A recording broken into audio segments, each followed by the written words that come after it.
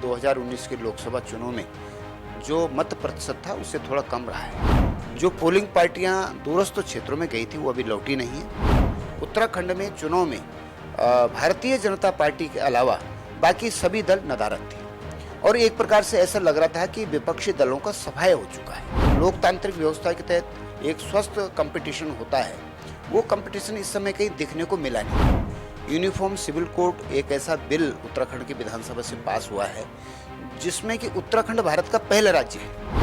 जब से धामी जी ने नकल विरोधी कठोर कानून पास किया उत्तराखंड के अंदर, तब से ये गरीब का बेटा भी निकल रहा है, ये किसान का बेटा भी निकल रहा है, एक मजदूर का बेटा भी जो है कंपटीशन में निकल रहा है और जो योग्य है उसका सिलेक्शन हो रहा है। और नरेंद्र मोदी जी ने ये बात कही है कि आगामी जो दशक होगा वो उत्तराखंड का दशक होगा, इसलिए उत्तराखंड की जनता पूरी उम्मीद के साथ में, पूरी आशा के साथ में, पूरे विश्वास के साथ में नरेंद्र मोदी जी के साथ में खड़ी है। उत्तराखंड में कल 5 लोकसभा सीटों को लेकर जो मतदान था वो थम गया है।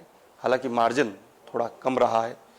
भारतीय जनता पार्टी हो या फिर अन्य दल हो, सभी ने अपनी पूरी कोई कसर नहीं छोड़ी है प्रचार प्रसार करने में। और इसी क्रम में हमारे साथ भारतीय जनता पार्टी के प्रदेश महामंत्री आदित्य कोठारी हमारे साथ मौजूद हैं। भाई साहब, किस तरीके से देखते हैं, मार्जिन थोड़ा कम रहा है, कहाँ क्या कुछ दिक्कतें रही हैं? अभी तक सूचना ये प्राप्त हो रही है कि 2019 के लोकसभा चुनाव में जो मत प्रतिशत था उससे थोड़ा कम रहा है, लेकिन अभी चुनाव आयोग के अंतिम आंकड़े आने बाकी हैं।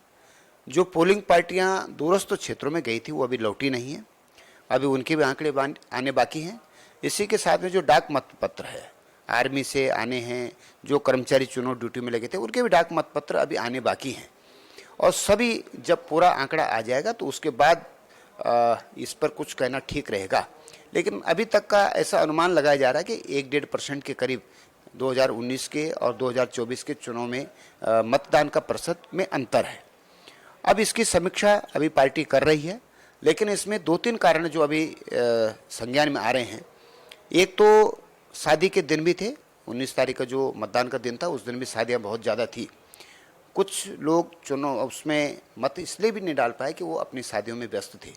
दूसरा कारण ये भी है कि उत्तराखंड में चुनाव में भारतीय जनता पार्टी के अलावा बाकी सभी दल नदारद थे और एक प्रकार से ऐसा लग रहा था कि विपक्षी दलों का सफाया हो चुका है। तो जैसे लोकतांत्रिक व्यवस्था के तहत एक स्वस्थ कंपटीशन होता है, वो कंपटीशन इस समय कहीं दिखने को मिला नहीं। इसमें केवल और केवल भारतीय जनता पार्टी एकमात्र पार्टी थी जो लोकसभा चुनाव में जमीन पर चुनाव लड़ रही थी, बाकी कहीं कोई दूसरी पार्टी कहीं दिखाई नहीं दी। तो मुझे लगता है कि इससे भी मतदान पर थोड़ा सा असर पड़ा है। जब सभी दल प्रयास करते हैं, सभी दल जो है कंपटीशन करते हैं, तो उसके कारण भी थोड़ा जागरूकता भी बढ़ती है और मत प्रतिशत भी बढ़ता है, जो इस समय दिखाई नहीं दिया। भारतीय जनता पार्टी ने केंद्रीय नेताओं से लेकर के प्रदेश के नेताओं तक, अपने माननीय मुख्यमंत्री जी, प्रदेश अध्यक्ष जी ने बड़ी कड़ी मेहनत की। उसके अलावा हमारे जिले की टीम है, मंडल की टीम है, हमारे शक्ति के अंदर संयोजक, हमारे बूथ की कमेटी, हमारे पन्ना प्रमुख, सभी ने बड़ी कड़ी मेहनत की है। और इस कड़ी मेहनत का ये परिणाम रहेगा कि जो हमारा लक्ष्य था, विगत लोकसभा चुनाव में हमने 61.1% वोट हासिल किया था भाजपा ने, और 2024 में हमने लक्ष्य रखा था कि हम इस समय 70% जो है मत हासिल करेंगे। तो जो 4 जून को मत गणना होगी उसमें हम ये देखेंगे कि भारतीय जनता पार्टी उत्तराखंड में 70% से ज़्यादा मत हासिल करके प्रचंड बहुमत के साथ में चुनाव जीतेगी। वैसे मुख्यमंत्री पुष्कर सिंह धामी जी की अगर हम बात करें, उन्होंने 5 लोकसभाओं में पूरे उत्तराखंड के अंदर बैक टू बैक रैलियाँ की है, जनसभाएँ की हैं, और यहाँ तक कि उनका जो सबसे बड़ा एजेंडा इस चुनाव में रहा है वो उनका 2 साल का कार्यकाल रहा है। उस कार्यकाल को ऐतिहासिक बताया गया है, बेमिसाल बताया गया है। क्या वो सब फैक्टर इस चुनाव में काम किया है? निश्चित रूप से मुख्यमंत्री पुष्कर सिंह धामी जी ने उत्तराखंड के लिए जो ऐतिहासिक काम किए हैं, यूनिफॉर्म सिविल कोड एक ऐसा बिल उत्तराखंड की विधानसभा से पास हुआ है जिसमें कि उत्तराखंड भारत का पहला राज्य है।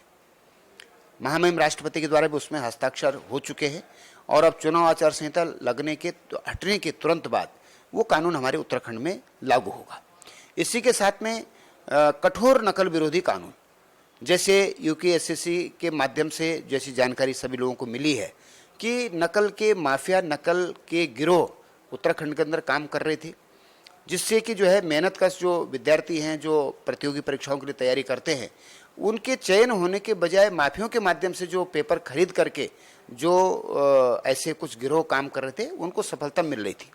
जब से धामी जी ने नकल विरोधी कठोर कानून पास किया उत्तराखंड के अंदर, तब से ये गरीब का बेटा भी निकल रहा है, ये किसान का बेटा भी निकल रहा है, एक मजदूर का बेटा भी जो है कंपटीशन में निकल रहा है और जो योग्य है उसका सिलेक्शन हो रहा है। इसी का परिणाम है कि एक बच्चा 3-3 और 4-4 प्रतियोगी परीक्षाओं को क्वालिफाई कर रहा है। तो एक बहुत बड़ा विश्वास युवाओं के बीच में धामी जी ने जगाया है और बड़ी तादाद में उत्तराखंड में सरकारी नौकरियों में भर्ती भी हुई है। तो ये दूसरा एक बड़ा कारण रहा है। धर्मांतरण विरोधी कानून जो जबरन धर्मांतरण जो है कराया जा रहा था उत्तराखंड के अंदर, उसके खिलाफ भी ये कठोर कानून धामी जी ने पारित किया। इसी के साथ में जो हजारों एकड़ जमीन पर कब्जा किए हुए थे, लोग अतिक्रमण किए हुए थे, धार्मिक उसके नाम पर थे, कोई किसी नाम पर थे, कोई किसी नाम पर थे, धामी जी ने ऐसी सरकारी भूमि को मुक्त कराने का काम किया। और मैं समझता हूँ कि गरीब के लिए भी काम हुआ है, शिक्षा के क्षेत्र में भी काम हुआ है और हेल्थ के क्षेत्र में भी काम हुआ है। सभी क्षेत्रों में जो है धामी जी ने काम किया है और मैं समझता हूँ कि आदरणीय मुख्यमंत्री जी का भी उत्तराखंड के साथ में विशेष लगाव है और नरेंद्र मोदी जी ने ये बात कही है कि आगामी जो दशक होगा वो उत्तराखंड का दशक होगा। इसलिए उत्तराखंड की जनता पूरी उम्मीद के साथ में, पूरी आशा के साथ में, पूरी विश्वास के साथ में नरेंद्र मोदी जी के साथ में खड़ी है। धन्यवाद।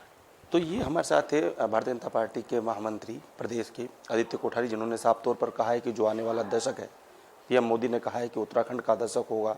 यही वजह है कि भारतीय जनता पार्टी के जो कार्यकर्ता हैं, पदाधिकारी हैं, सब ने मिलकर इस चुनाव में पूरे जोर शोर से कार्य करा। तो देखना ये है कि आने वाला जो समय, जो ये ऊँट है, ये किस करवट बैठने वाला है। कैमरा पर्सन क्रिस्टोफर लॉरेंस के साथ हितेश त्यागी, दस्तक टाइम्स, देहरादून।